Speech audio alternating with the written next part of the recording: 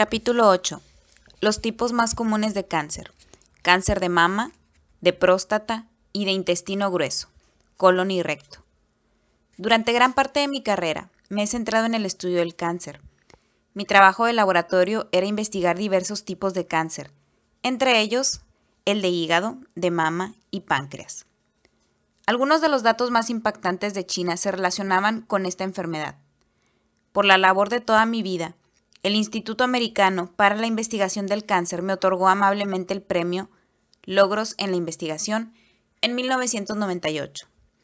Muchos son los libros que han resumido las evidencias sobre los efectos de la nutrición en diversos tipos de cáncer, y cada uno de ellos lo ha hecho con sus propias particularidades. Pero lo que yo he descubierto es que los efectos nutricionales sobre los tipos de cáncer que he seleccionado para este libro son prácticamente los mismos para todos los tipos de cáncer, independientemente de que se hayan desarrollado a partir de diferentes factores o de que estén localizados en distintas partes del cuerpo. Aplicando este principio, decidí limitar mi presentación a 3 clases de cáncer para poder incluir en el libro otras enfermedades, demostrando así la enorme cantidad de evidencias científicas que vinculan a los alimentos con muchas preocupaciones concernientes a los problemas de salud. Me he inclinado por 3 tipos de cáncer que afectan a cientos de miles de estadounidenses y que, en general, representan también otras clases de cáncer. 2 que afectan a organismos reproductores a los que se presta mucha atención, el cáncer de mama y el cáncer de próstata, y uno digestivo, de intestino grueso, que es una segunda causa de muerte después del cáncer de pulmón. El cáncer de mama. Una primavera de hace casi 10 años, me encontraba en mi despacho de Cornell, cuando me comunicaron que una mujer me llamaba por teléfono para hacerme una pregunta relacionada con el cáncer de mama. En mi familia hay muchos antecedentes de cáncer de mama, me comunicó esta mujer llamada Betty.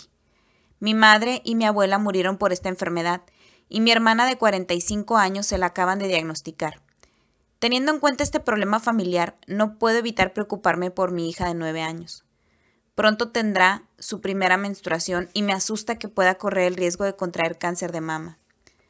El tono de su voz dejaba traslucir sus miedos.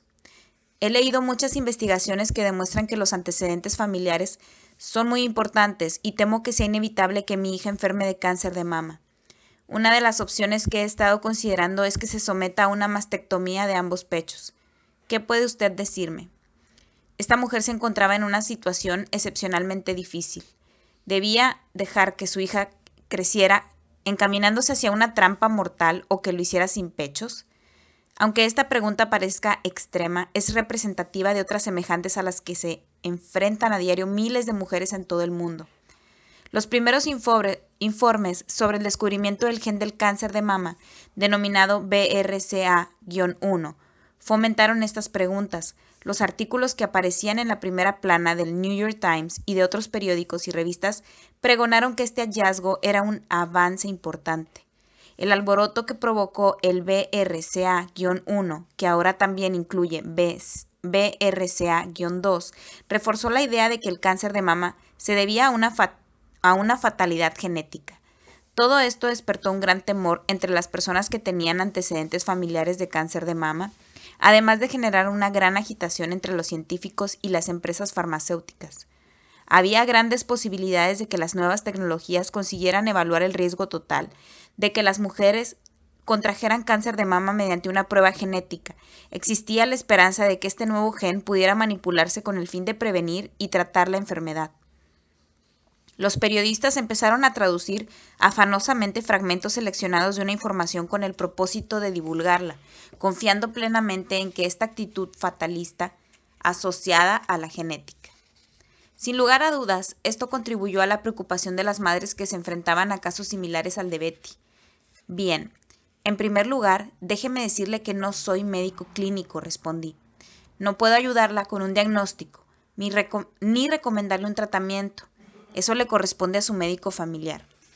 Yo puedo hablarle de la investigación actual de un modo general, si acaso puede servirle de algo. Sí, eso precisamente es lo que quería, respondió. Le hablé del estudio de China y del papel importante que desempeña la nutrición. Le comenté que el hecho de que una persona tuviera genes de una enfermedad no significaba que estaba destinada a contraerla. Estudios prestigiosos habían concluido que solo una pequeña minoría de casos de cáncer se había podido adjudicar exclusivamente a la genética. Me sorprendió advertir lo poco que sabía esta mujer sobre la nutrición. Ella pensaba que la genética era el único factor que determinaba el riesgo. No tenía ni idea de que los alimentos fueran asimismo un factor importante en el cáncer de mama. Hablamos durante 20 o 30 minutos, un lapso de tiempo muy breve para un tema tan importante. Al final de la conversación tuve la sensación de que no estaba satisfecha con lo que le había dicho. Posiblemente se debiera a mi forma conservadora y científica de hablar o a mi reticencia a darle algún consejo. Imaginé que quizá ya había tomado la decisión de que su hija se sometiera a una mastectomía. Me agradeció que le hubiera dedicado mi tiempo y yo le deseé lo mejor. Aunque a menudo me habían consultado sobre temas específicos relacionados con la salud, recuerdo haber pensado que el caso de Betty había sido uno de los más inusitados. Pero Betty no estaba sola. En otra ocasión recibí la llamada de otra mujer que también me refirió la posibilidad de que su hija se sometiera a una intervención quirúrgica para eliminar ambos pechos. Otra mujer a la que ya habían extirpado uno de sus senos se preguntaba si debería operarse el otro pecho como medida preventiva. Lo que resulta evidente es que el cáncer de mama es una gran preocupación en nuestra sociedad. 1 de cada 8 mujeres estadounidenses recibe el diagnóstico de esta enfermedad, uno de los índices más altos de todo el mundo. Las organizaciones de apoyo al cáncer de mama son numerosas, sólidas, están relativamente bien financiadas y despliegan una gran actividad en comparación con otras organizaciones que trabajan para la salud. Muchas mujeres sienten miedo, incluso pánico, ante esta enfermedad. ¿Acaso le teman mucho más que a cualquier otra? Cuando vuelvo a recordar la conversación que mantuve con Betty, tengo la sensación de que debería haber insistido más en el papel que desempeña la nutrición en el cáncer de mama. De cualquier modo, no hubiera sido capaz de ofrecerle un consejo clínico, pero la información que conozco ahora podría haber sido muy útil para ella. ¿Qué le diría en este momento? Factores de riesgo.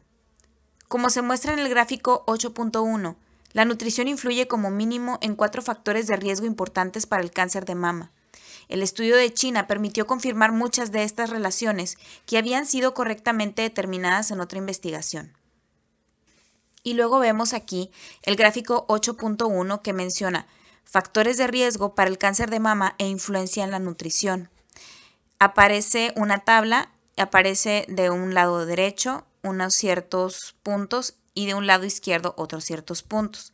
Voy a leer primero los del lado izquierdo. Dice, el riesgo de cáncer de mama aumenta cuando una mujer tiene, y luego menciona, la menstruación a una edad temprana, la menopausia a una edad tardía, altos niveles de hormonas femeninas en sangre, altos niveles de colesterol en sangre. Esto es, el riesgo de cáncer de mama aumenta cuando la mujer tiene estos puntos anteriormente mencionados. Y luego me voy hacia la tabla del lado derecho y dice, una dieta rica en alimentos de origen animal y carbohidratos refinados anticipa la edad de la menarquía, retrasa la edad de la menopausia, aumenta los niveles de hormonas femeninas y aumenta los niveles de colesterol en sangre. Excepto el colesterol en la sangre, estos factores de riesgo son variaciones del mismo tema. La exposición a cantidades excesivas de hormonas femeninas, incluidos el estrógeno y la progesterona, conduce a un riesgo mayor de contraer cáncer de mama. Las mujeres que tienen una dieta en la que abundan los alimentos de origen animal y escasean los integrales y los de origen vegetal, llegan antes a la pubertad y a más tarde a la menopausia, ampliando así su vida reproductiva. Estas mujeres representan también mayores niveles de hormonas femeninas a lo largo de su vida, como se muestra en el gráfico 8.2. De acuerdo con los datos que recabamos en el estudio de China, la exposición a los estrógenos a lo largo de la vida de una mujer es al menos entre 2.5 y 3 veces superior entre las occidentales que entre las mujeres chinas que viven en regiones rurales. Se trata de una enorme diferencia para una hormona tan importante, para emplear los términos de uno de los grupos de investigación del cáncer de mama más importantes en todo el mundo. Existen pruebas apabullantes de que los niveles de estrógeno son indicadores determinantes del riesgo de contraer cáncer de mama. El estrógeno participa directamente en el proceso canceroso. También suele indicar la presencia de otras hormonas femeninas que desempeñan un papel en el cáncer de mama. Las dietas típicamente occidentales, ricas en grasa y proteínas animales y deficientes en fibra, producen niveles muy elevados de estrógenos y hormonas relacionadas.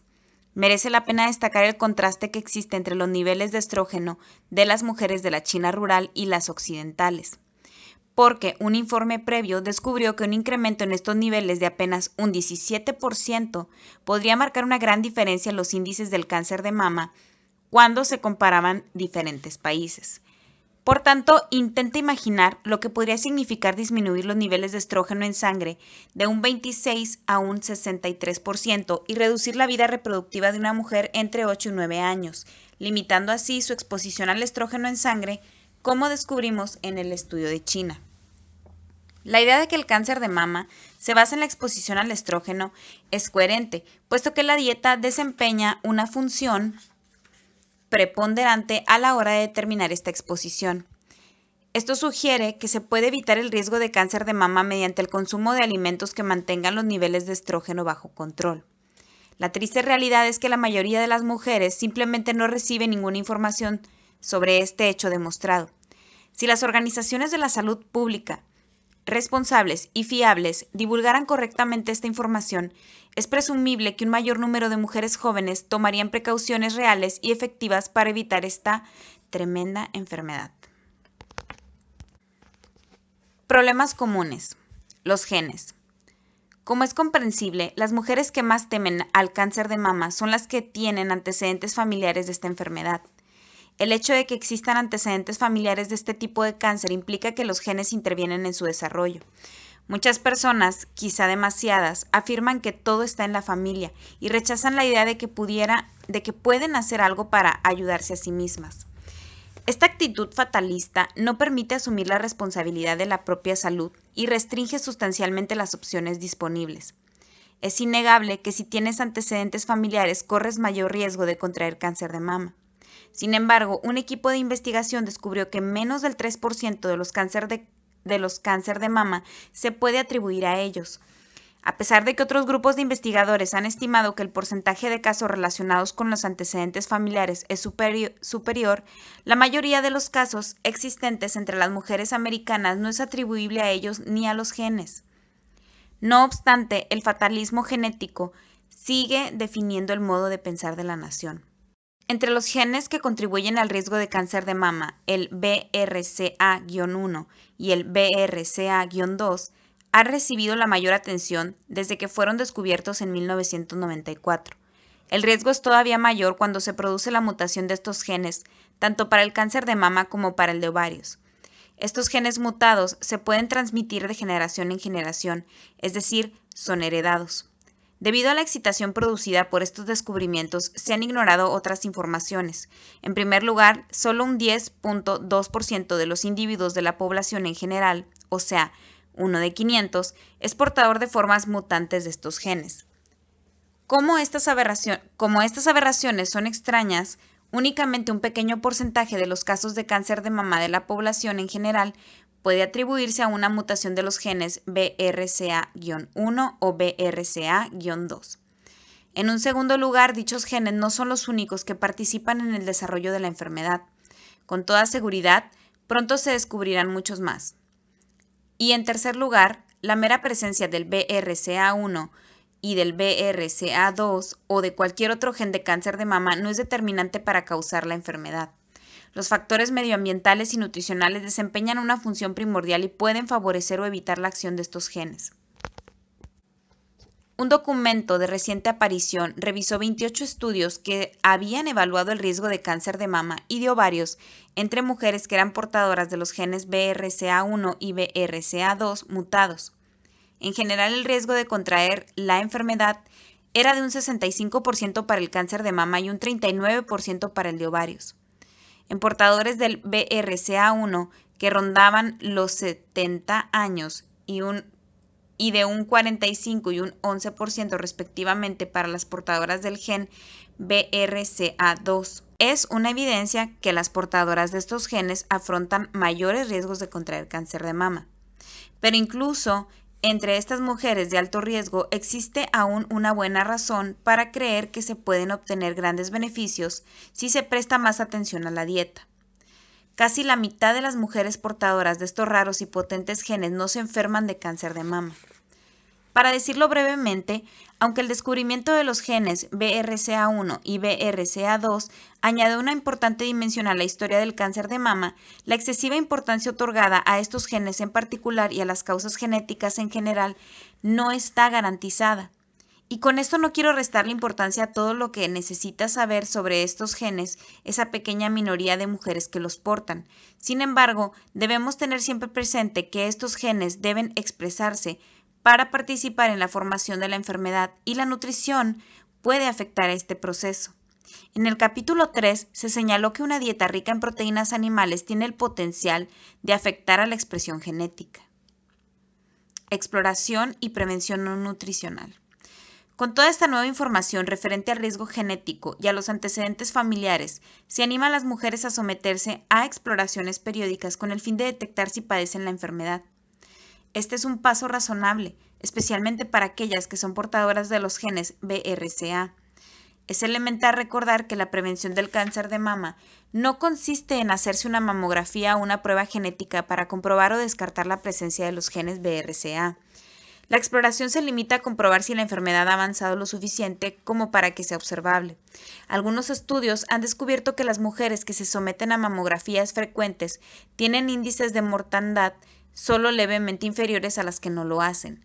Esto implica que nuestros tratamientos contra el cáncer suelen tener más éxito cuando la enfermedad se detecta en un estadio temprano. Es probable que esto sea cierto, pero existe cierta inquietud respecto del modo en que se usan las estadísticas en este debate. Una de las estadísticas empleadas para respaldar la detección precoz y los tratamientos posteriores revela que, una vez diagnosticado el cáncer de mama, la probabilidad de vivir durante al menos 5 años es más elevada que nunca.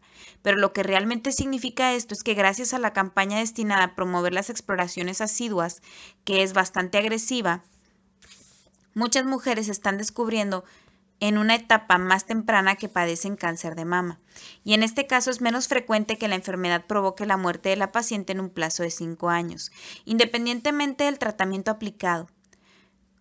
Como consecuencia, es probable que contemos con un índice de supervivencia de 5 años, lo que sin duda es un pronóstico más favorable para las pacientes, sencillamente porque las mujeres descubren su enfermedad en los inicios de su desarrollo y no porque nuestros tratamientos se hayan perfeccionado con el paso del tiempo. Además de que los métodos de exploración actuales en los últimos tiempos se han divulgado otras opciones para la prevención de la enfermedad que no se refiere a la nutrición.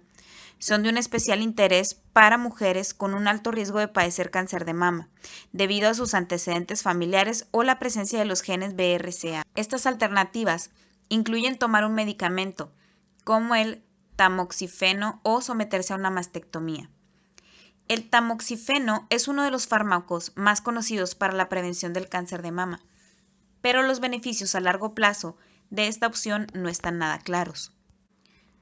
Un destacado estudio norteamericano demostró que cuando se administró tamoxifeno durante un periodo de 4 años a mujeres con alto riesgo de contraer cáncer de mama, el número de casos se redujo en un impresionante 49%. No obstante, este beneficio puede ser limitado a aquellos cuyos niveles de estrógeno son muy altos.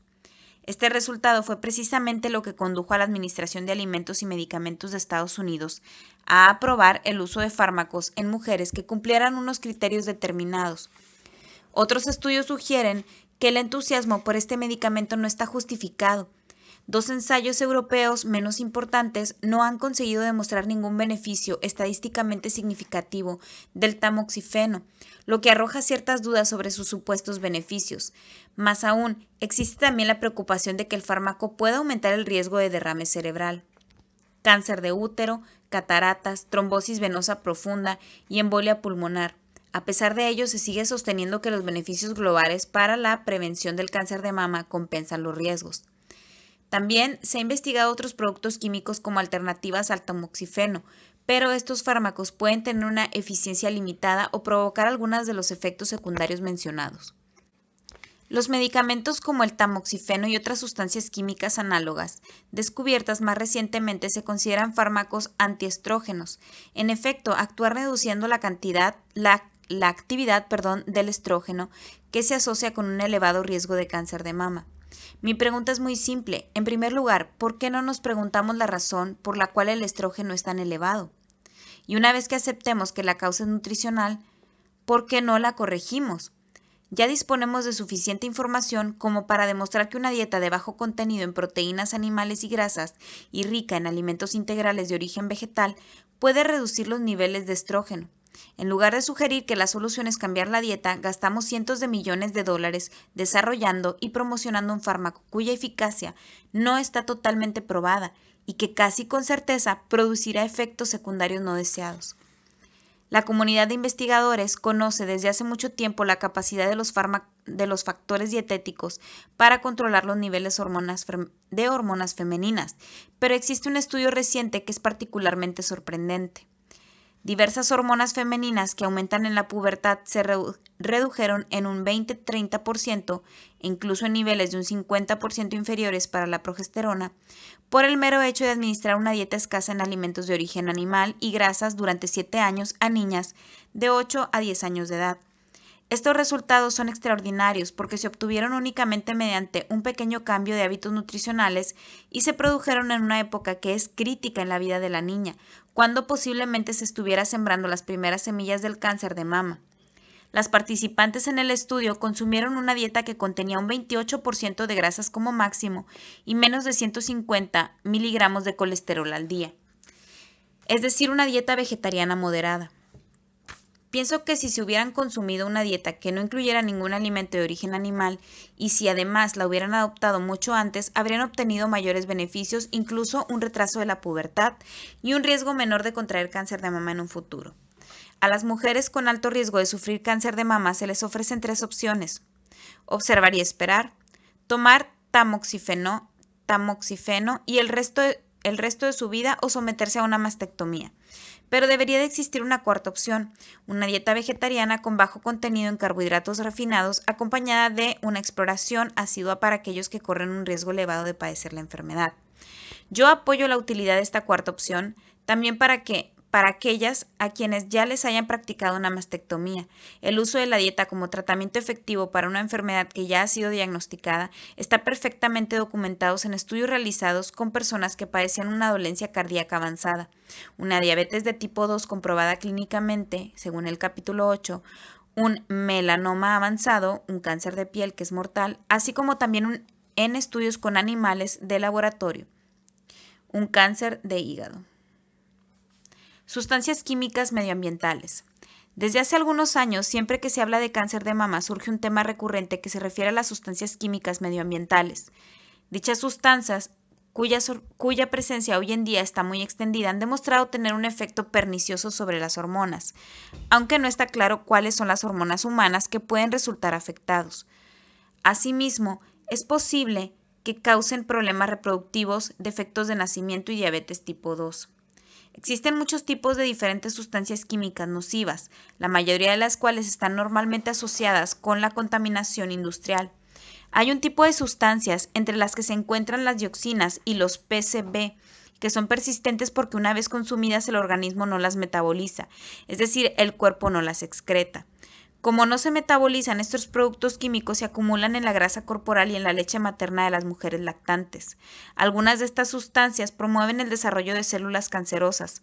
Sin embargo, los seres humanos no corren ningún riesgo significativo a menos que consuman cantidades excesivas de carne, leche y pescado.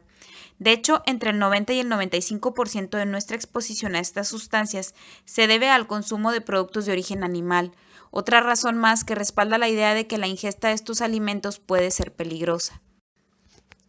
Existe un segundo grupo de estas sustancias químicas medioambientales que habitualmente se percibe también como una causa relevante del cáncer de mama y de otros tipos de cánceres. Se denomina HAP,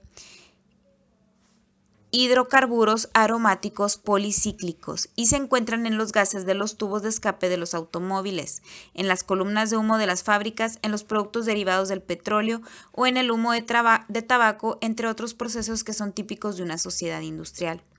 A diferencia de los PCB y las dioxinas, cuando consumimos HAP a través de los alimentos y del agua, podemos metabolizarlos y excretarlos, pero hay un inconveniente cuando se metabolizan en el organismo.